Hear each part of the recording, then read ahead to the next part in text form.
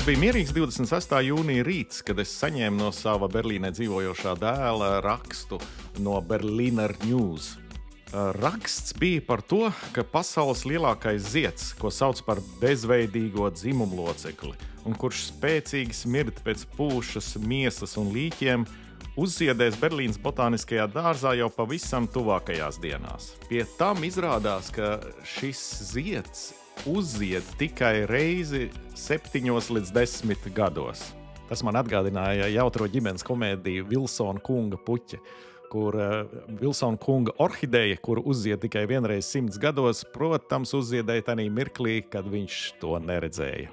Palasot Wikipēdijā, intriga radās vēl lielāka. Izrādās, šis zieds tika atklāts Indonēzijā apmēram pirms 150 gadiem. Un vietējie indonēzieši to sauc par bunga bunkai. Bunga indonēziešu valodā ir zieds un bunkai līķis. Kāpēc tā? Jo zieds smirdot, nevis smaržojot, bet smirdot pēc pūstoša līķa. Jā, Latvijā ziedi smaržo parasti un piesaista bitītes. Nu, šis zieds piesaistot sūdumušas. Zieds ir tiešām milzīgs. Viņš sasniedz līdz pat 3 metru augstumu. Uzbūve ir līdzīga kā mūsu Latvijas kallām. Centrā ir vārpveida ziedkopa.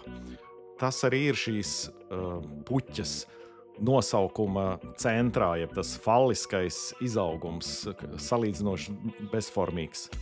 Un to aptver apvalklapa. Milzīga lapa, kas no visām pusēm aizsargā šo centrālo vārpveida ziedkopu. Šis līķa zieds ir ļoti rets. Arī Sumatrā, Indonēzijas lietus mežos, kur ir dzimtene šim ziedam, esot palikuši tikai kādi 160 eksemplāri. Viņš kaut kā vairāk negrib labi augt.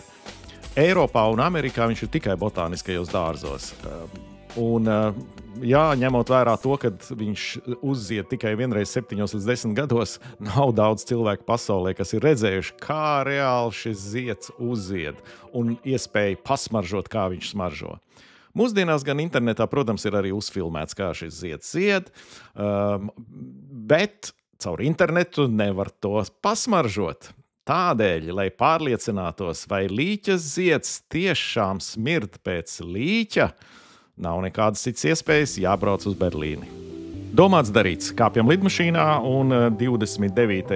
jūnijā rīta pusē mēs jau pastaigājamies pa Berlīnas botānisko dārzu. Un pavisam drīz arī atrodam, kur tad slēpjas šīs līķa zieds.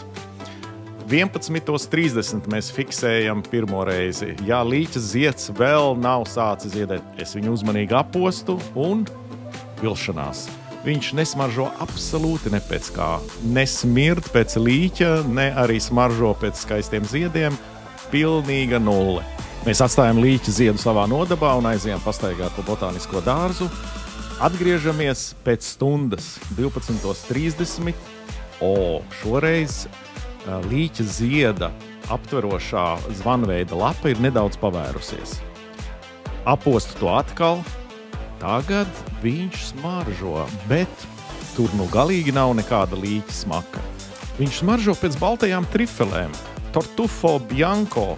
Šī balto trifeļu smarža ir nedaudz līdzīga dimeksīda, ķīmiskas vielas šķīdinātāja smaržai, bet tā galīgi nav līķa smaka, protams. Bet mēs nolēmjam vēl dot laiku, ziedam izplaukt tālāk, aizējam pusdienās un atgriežamies jau vakarā.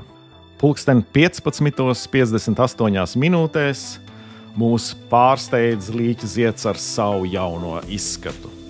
Apvalklapa ir pavērusies, atsedzot fallisko ziedkopu visā garumā. Nezinu, no kurienes uzradušās zilās mušas, kuras ir aplipušas ap fallisko ziedkopu, un pirms tam mēs neredzējām nevienu mušu visā siltumnīcā. Pieeja tuvāk, apostu, jā, šoreiz ir spēcīga smaka. Tomēr tā nav līķu smaka, tas drīzāk atgādina laikā neizvestu bioatkritumu konteineru. Līdz ar to man gribētos aizstāvēt šo milzīgo, skaisto, es pat varētu teikt, brīnumaino ziedu. Liekas, ka nosaukums līķa zieds tomēr ir pārāk šerps. jo bioatkritumu smaka nav īsti līķu smaka. Lai nu kā, zieds ir vienreizējs. Gan ar saviem izmēriem, gan izskatu, gan, protams, arī ar atbaidošo smaku. Ir vērts to redzēt. Ja jums gadās dzirdēt, ka kaut kur taisās uzziedēt šis Morphophallus titanus, iesaku aizbraukt, apskatīt un apostīt. Vienreizējs piedzīvojums.